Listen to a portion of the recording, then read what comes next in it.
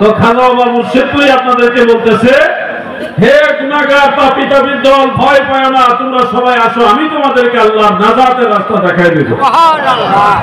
আপনি যদি সূরা কেরাত পারি না, হুজুর আমি কি করব, নামাজ কালাম কেমনে পড়তে হয় জানি না, এরকম লোক আছে না নাই? আছে আছে, থাকতে পারে, অস্বাভাবিক নয়। এই মানুষ হুজুরের কাছে আসে, হুজুর বলছে বাবা তওবা করো, আমার সাথে তওবা করো। হুজুর তওবা করাইছে, বায়াত করে বলছে তোমরা যা পারো তা দিয়ে নামাজ পড়ো, আমার সাথে নামাজ পড়ো, শুরু করো, বাকিটা আল্লাহ পাক দয়া করবে। এইভাবে কিন্তু জাকেরানদেরকে নবীর তরিকা দেখাই দিতেছেন। আপনারা ভয় পাবেন না, আশাবাদী হবেন। আমাদের অনেক ভাইরা আপনাদের ভয় দেখায় যে আল্লাহর ওলি যারা, তারা জান্নাতে যাবে কিনা গ্যারান্টি নাই। নাউযুবিল্লাহ বলে, তুমি কত বোকা রে ভাই, যে ব্যক্তি বলছে আল্লাহর ওলি জান্নাতে যাবে কিনা গ্যারান্টি নাই, সে কত বোকা। আল্লাহ তাআলা ওলিয়া উলিয়া সম্পর্কে যা বলেছেন এটা তো অনেক ঊর্ধ্বের বিষয়।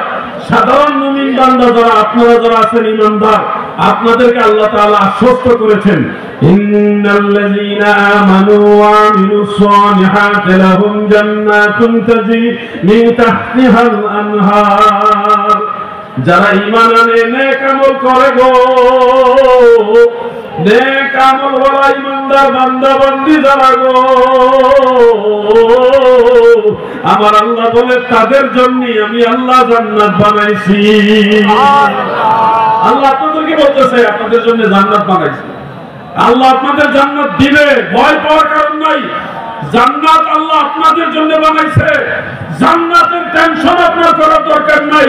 জান্নাতের মালিককে কিভাবে খুশি করবেন ওই টেনশন আমার করা দরকার। ঠিক আছে, আল্লাহর ওলি জান্নাতে যাবে কিনা আপনি এই টেনশন করে লাভ নেই, আপনি নিজেই জান্নাতে যাবেন, শুধু একটু চেষ্টা করলেই হবে, একটু ট্রাই করেন। বহু গুনাহগার যারা হাসরের ময়দানে গুনাহ মামলায় জড়িত হয়ে জাহান্নামে চলে যাবে, জাহান্নামে চলে যাওয়ার উপক্রম হবে, এরকম মানুষকে আল্লাহ মাফ করে দিবেন। কেমনে মাফ করবেন? এখানে অনেক লোক থাকতে পারে যারা মক্কা মুকাররমায়, মদিনা মুনাওয়ারায় জিয়ারত করেছেন, নবীজি জিয়ারত করেছেন, হজ করেছেন, উমরা করেছেন, এরকম লোক আছে না? আপনাদেরকে আল্লাহ তাআলা, যদি আল্লাহ আপনাদের হজ উমরা কবুল করে থাকে, আখিরাতে আল্লাহ তাআলা বলবে তুমি জান্নাতে যাও। আপনি যখন জান্নাতের দিকে রওনা দিবেন, কিছুক্ষণ পরে আল্লাহ তাআলা আবার আপনাকে বলবে তুমি জান্নাতে একা যাও না, তুমি তোমার সাথে যারা হজ করেছে, তোমার সাথে যারা যাকাত দিয়েছে, নামাজ পড়েছে, তোমার সাথে যারা মসজিদের বাড়িতে গিয়েছে, তোমার সাথে একটা নেক আমল করেছে, এমন ব্যক্তি দেখো কে জাহান্নামী হয়ে গেছে, তুমি তাকে খুঁজে বের করে আমার কাছে নিয়ে আসো, আমার কাছে সুপারিশ করো, আমি তোমার সুপারিশ কবুল করব এবং তোমার সাথে কমপক্ষে 40 জনকে জান্নাতে দিব। সুবহানাল্লাহ।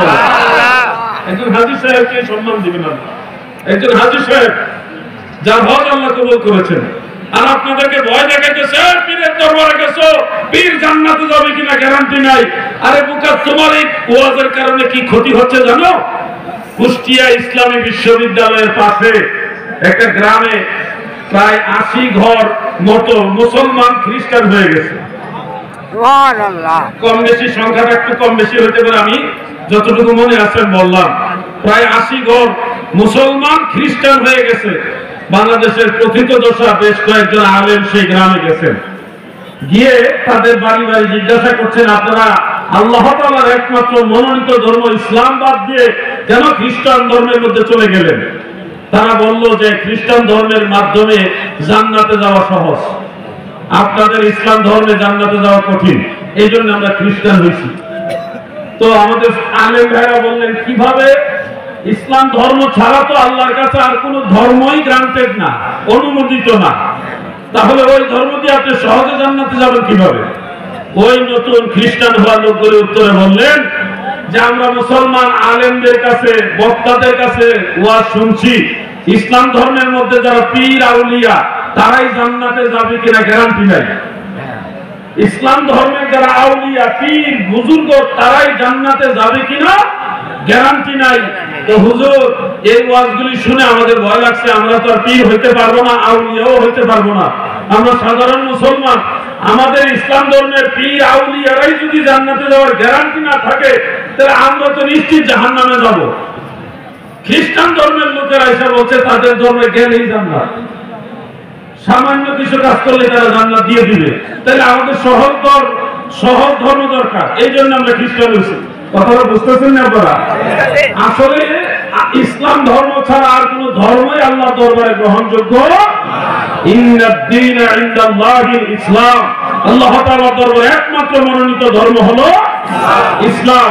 তাহলে এই কথাটা বলার উদ্দেশ্য হলো, যারা আমাদেরকে ভয় দেখাচ্ছে পীর আউলিয়া জান্নাতে যাবে না, এই ভয় দেখানোর কারণে মুসলমানেরা তারা আপনাদের ওয়াজের কারণে, আপনাদের ভয় প্রদর্শনের কারণে মুসলমান খ্রিস্টান হয়ে যাচ্ছে। এটার জন্য কি আপনার আল্লাহর কাছে জবাবদিহিতা করতে হবে না?